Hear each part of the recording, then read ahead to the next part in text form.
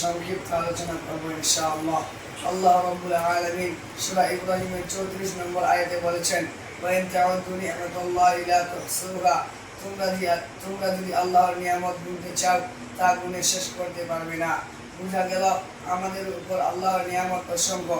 এই অসংখ্য নিয়ামত সমূহের মধ্যে থেকে আল্লাহর পাঁচটি নিয়ামত বিশেষ গুরুত্বপূর্ণ। আজ আমি সেই 5টি নিয়ামত সম্পর্কে আলোচনা করব ইনশাআল্লাহ। আল্লাহ রাব্বুল আলামিন সূরা নাহলের 96 নম্বর আয়াতে বলেছেন, মা ইনদাকুম ইয়ানফাদু ওয়া মা ইনদাল্লাহি বাক, তোমাদের কাছে যা আছে তা শেষ হয়ে যাবে, আমাদের কাছে আছে আর আল্লাহর কাছে যা আছে তা হলো স্থায়ী। আমরা লক্ষ্য করি এই আয়াতে বলা হয়েছে তোমাদের কাছে যা আছে তা শেষ হয়ে যাবে, আমাদের কাছে আছে জীবন অত সম্পদ, সুখ, শান্তি প্রভৃতি নিয়ামত, এইসব একদিন শেষ হয়ে যাবে। পক্ষান্তরে আল্লাহর কাছে যে সমস্ত নিয়ামত আছে তা কখনো শেষ হবে না। এই আয়াতের দ্বারা আমাদেরকে জানিয়ে দেওয়া হয়েছে দুনিয়াতে তোমরা যে সমস্ত নিয়ামত পেয়েছো তা ক্ষণস্থায়ী। অতএব আমাদের কর্তব্য হলো এই নিয়ামতগুলিকে সঠিকভাবে ব্যবহার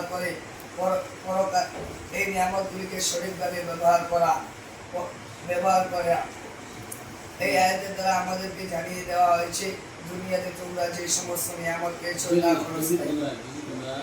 যদি তোমরা এই নিয়ামতগুলির কদর করো, আল্লাহর আদেশ অনুযায়ী সেগুলিকে সঠিকভাবে ব্যবহার করো, তাহলে এর পরিবর্তে আল্লাহর কাছে পাবে সুখ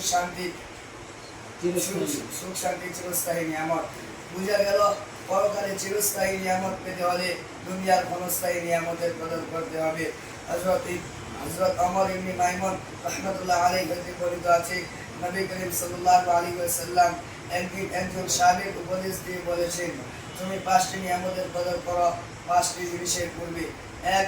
বার্ধক্য আসার পূর্বে তোমার যৌবনের কদর করো। 2. অসুস্থ হওয়ার আগে তোমার সুস্থতার কদর করো। 3. দরিদ্র হওয়ার আগে তোমার ধন সম্পদের কদর করো। 4. ব্যস্ততা আসার পূর্বে তোমার খালি সময়কে কাজে লাগাও।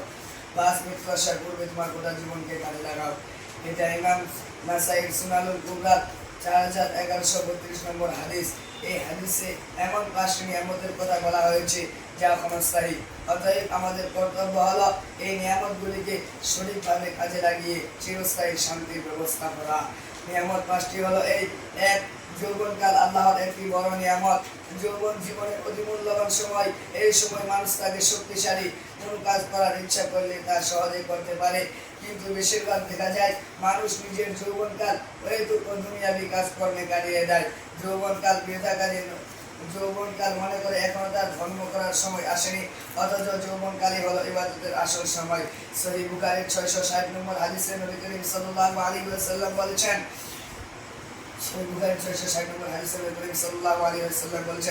যৌবনকালে ইবাদতকারী ব্যক্তি হাসরমতি আল্লাহর রহমতের ছায়া পাবে। ইমাম সৈয়দের জামে শাকিরের 4911 নম্বর হাদিসে বর্ণিত আছে, নবী করিম সাল্লাল্লাহু আলাইহি ওয়াসাল্লাম বলেছেন, আশ-শাবাবু শু'বাতুম মিনাল জুনুন, যৌবন পাগলামির একটি শাখা।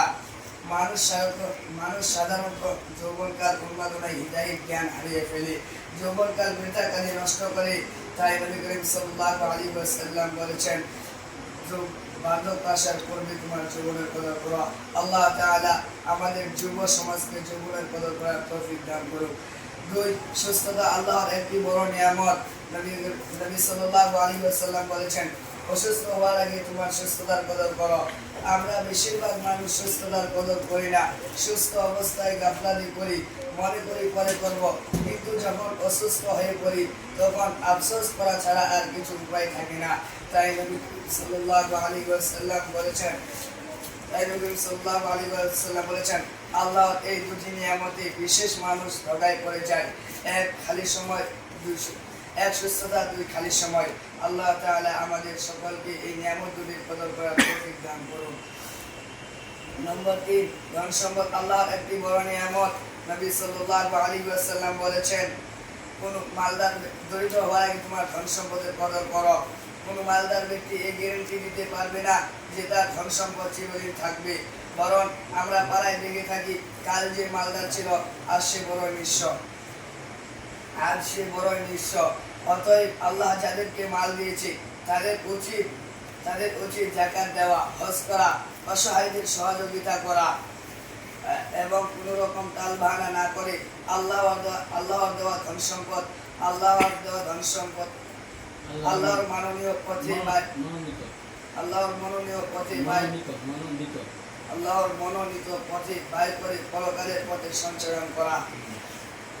মনে রাখবেন কোরআনে আছে আল্লাহর পথে ব্যয় করা মানে আল্লাহর পথে ব্যয় করা মানে আল্লাহকে ঋণ দেওয়া। শুধুমাত্র ঋণ নয়, এটা হলো উত্তম ঋণ। সূরা হাদীদের 11 নম্বর আয়াতে আল্লাহ তাআলা বলেছেন, মান যাল্লাযী ইউকরিদুল্লাহা কারদান হাসানান ফায়ুদাঈফাহু লাহু আজরুন কাবীর ওয়া লাহু আজরুন কারীম। কে আছো যে আল্লাহকে উত্তম ঋণ দেবে, বিনিময়ে তার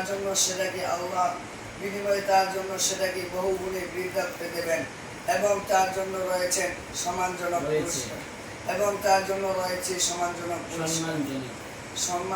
পুরস্কার।